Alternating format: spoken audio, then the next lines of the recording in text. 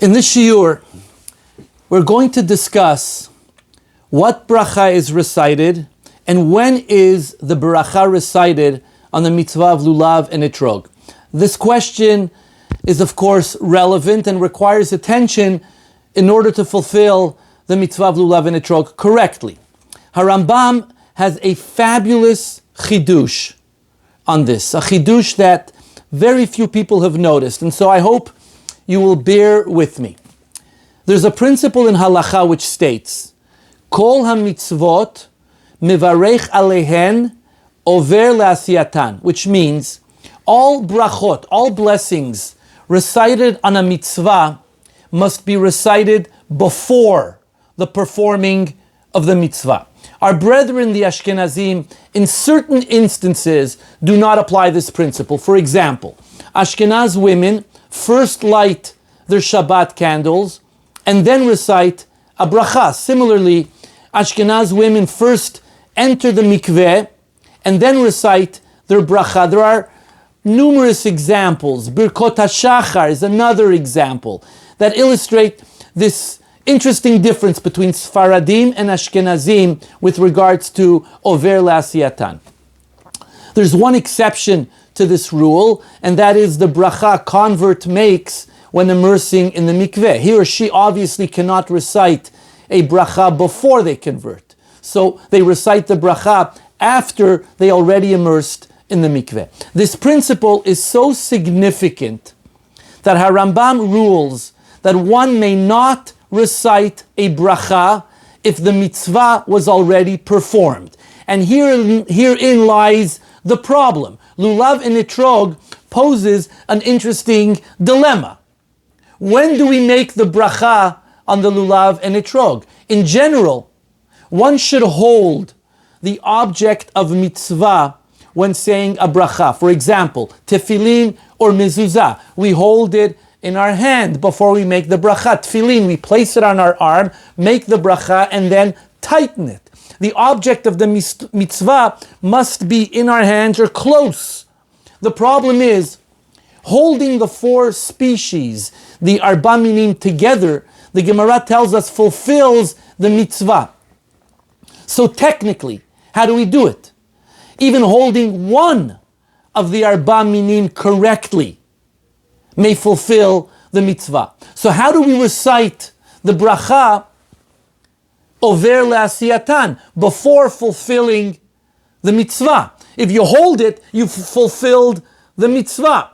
Tosafot on the Gemara in Masechet Sukkah, Daf 29, Chavtet, asks this question and proposes three possible answers. Number one, leave the etrog on the table while holding the lulav, recite the bracha, and then immediately pick up the etrog and do the na'anuim. Many people actually do this and rely on the fact that the bracha now is for the four minim together. Even though you're holding lulav, hadas, arava in one hand without the etrog, you make the bracha and then you bring it together. So that's the completion of the bracha. Number two suggestion, Tosfot suggests, hold the etrog upside down. This, of course, disqualifies the holding. Then recite the bracha and then turn it right side up. This is also very popular, and many people do it this way. Though some poskim, and I believe Kaf HaChaim is one of them, that says that turning the etrog upside down is actually a zilzul of the mitzvah. The third suggestion proposed by Tosafot is hold the lulav and etrog, but have in mind that you will be fulfilling the mitzvah after the beracha. A variation of number three is the opinion that the mitzvah is actually the na'anuim, the shaking of the lulav, and so you make your bracha having in mind that you'll fulfill the mitzvah when you do the na'anuim. The Gra, Hagaon Mivilna, claims it is absolutely impossible to recite the bracha of lulav over le'asiyatan. All of Tosafot's suggestions notwithstanding. The Gemara is clear. Even if one takes one of the minim properly, the mitzvah is fulfilled.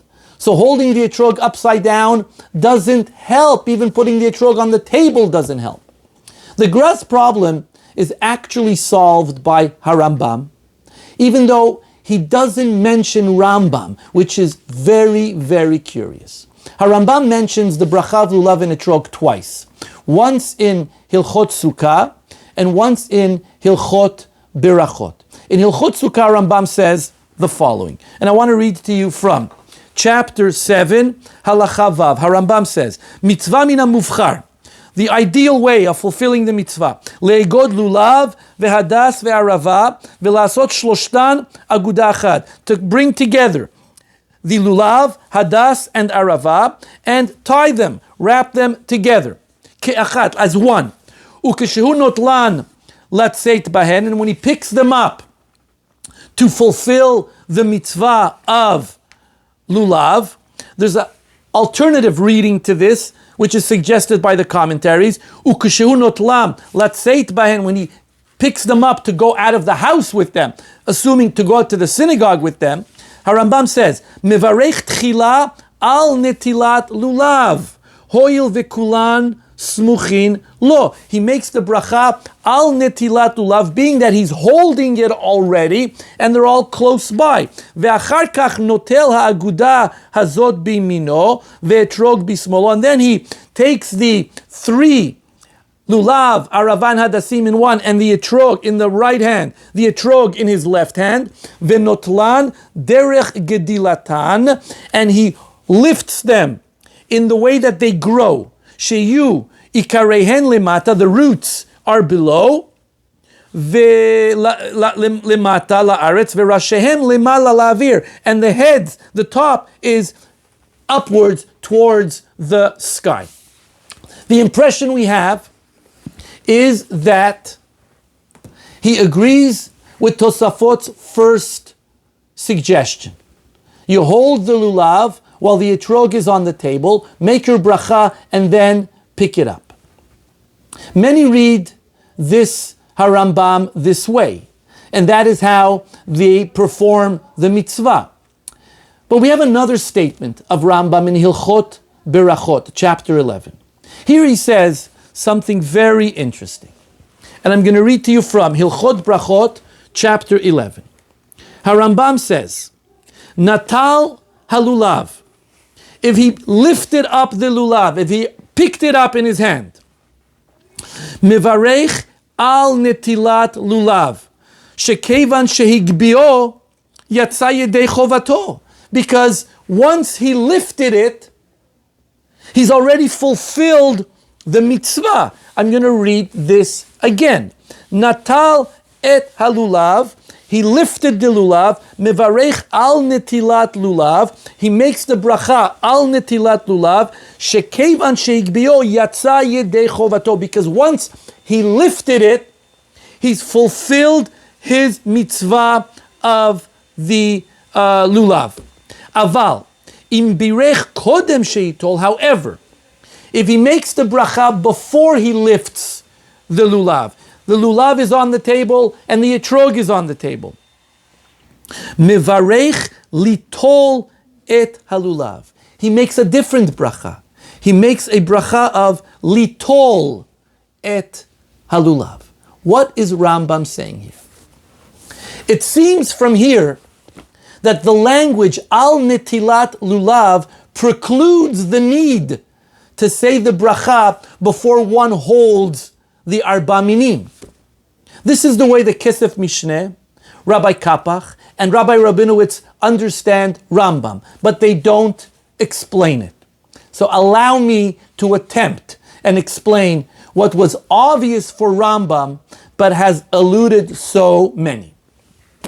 I said this earlier, I say it again. Chazal recognized that once you hold the lulav with any number of the minim, you fulfilled the mitzvah. They therefore created a bracha that blesses not the act of lifting. There is no action here, but rather the general concept of having the lulav and etrog lifted. In grammar, this is called a gerund.